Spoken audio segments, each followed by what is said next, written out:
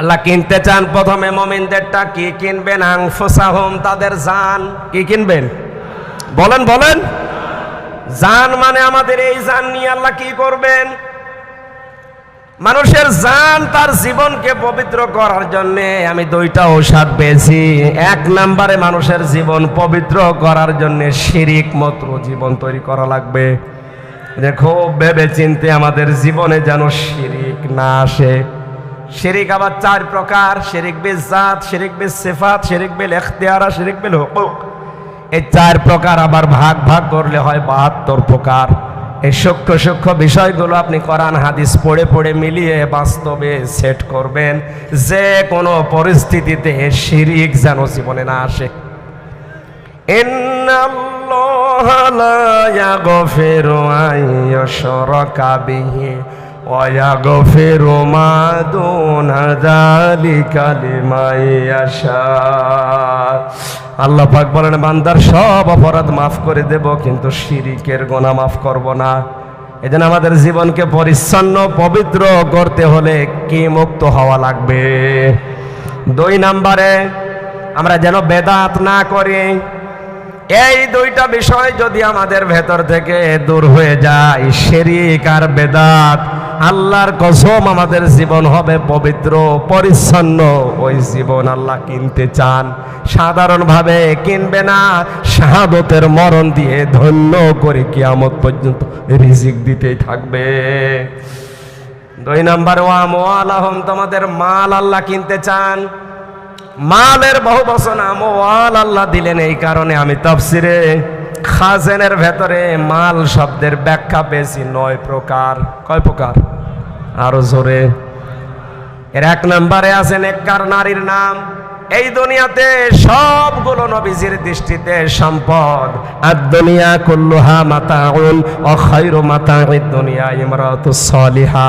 পৃথিবীর সব কিছুই সম্পদ, এর ভেতরে উত্তম শ্রেষ্ঠ সম্পদ হচ্ছে আল্লাহওয়ালা মেয়ে মানুষ। আল্লাহওয়ালা মেয়ে মানুষের গুণ আমি পেয়েছি আবার 4টা।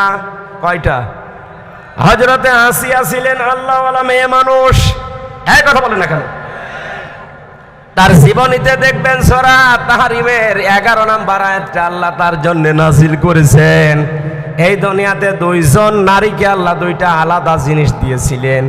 একজনকে জীবিত অবস্থায় সালাম দিয়েছেন, আমাদের নবীজির স্ত্রী খাদিজাতুল কুবরাকে। 2 নম্বরে জীবিত অবস্থায় জান্নাতের ঘর দেখিয়েছেন হযরতে আসিয়াকে। মা বোন যারা এসেছেন, মেয়েরা এসেছে, সম্মানিত মা বোনেরা, নেককার নারী হওয়ার জন্য অন্যতম গুণ হচ্ছে স্বামীর প্রতি আপনি যত কঠিন পরিস্থিতি হোক বরদোয়া দিতে পারবেন না। নবীজি বলেন, জাহান্নামের দিকে তাকিয়ে দেখলাম 2টা কারণে মেয়েরা জাহান্নামে বেশি যায়।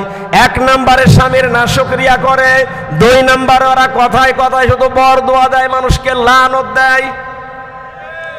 হযরতে আসিয়াকে হাতের ভেতরে ব্রেক লাগিয়েছে, কপালের ভেতরে ব্রেক লাগিয়েছে, শলাকা পায়ের ভেতরে ব্রেক লাগিয়ে ফেরাউন যখন তার মাথার উপরে গরম তেল ঢেলে দিচ্ছিল, আল্লাহ রাব্বুল আলামিন ফেরেশতা জিবরাইলকে বললেন, জান্নাতটা তুলে ধরো তার সামনে।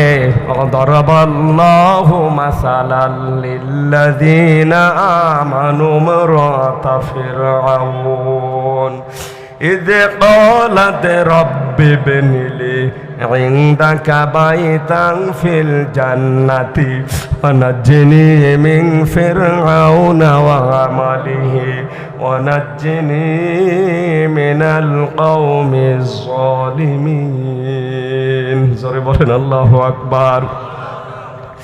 আল্লাহ ইমানদারদের জন্য দৃষ্টান্ত দিলেন ফেরাউনের স্ত্রী আসিয়াকে। হযরতে আসিয়া ডাক দিয়ে বলে, রব্বুল আলামিন, এই কঠিন পরিস্থিতিতে তুমি আমার সামনে জান্নাত তুলে ধরেছো জীবিত অবস্থায়। আমি তোমার কাছে এই কঠিন পরিস্থিতিতে দোয়া করছি, তুমি আমাকে জান্নাতের ভেতরে একটা ঘর বানিয়ে দাও, যেখানে বসে বসে তোমাকে দেখা যায়। আর চিন্তা করেন, এত কঠিন পরিস্থিতি, হাতে পায়ে কপালে ব্রেক, মাথার উপরে গরম তেল ঢালা হচ্ছে, তিনি স্বামীর জন্য ওই মুহূর্তেও বরদোয়া দেননি। তিনি বলেছিলেন, ওনাজ্জিনি মিন ফিরআউনা, তুমি আমাকে ফেরাউনের কবল থেকে বাঁচাও, ওনাজ্জিনি মিনাল কওমিজ জালিমিন, এই জালেম সম্প্রদায় থেকে, ফেরাউন যাদেরকে দিয়ে আমার উপর অত্যাচার চালায় তাদের জুলুম থেকে তুমি আমাকে বাঁচাও, কিন্তু তুমি রাগ করে আমার স্বামী ফেরাউনের উপরে গজব দিও না। বাংলার মেয়েরা, এত কঠিন শাস্তি দেওয়ার পরেও যিনি স্বামীর উপরে বরদোয়া দেননি, তিনি বলেছিলেন, আল্লাহ তুমি আমাকে বাঁচাও, কিন্তু আমার স্বামীকে তুমি গজব দিয়ে ধ্বংস করো না। এ কি ভালো স্বামী? কথা বলেন।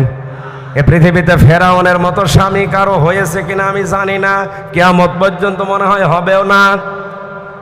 এত বড় ভয়ঙ্কর স্বামী শাস্তি অবস্থায় যদি বরদোয়া না দেয়, আপনার একটা সাবান কম হলে আপনি বরদোয়া দেন, গালি দেন, আপনি মানুষ, আপনি আবার নেককার দাবি করছেন।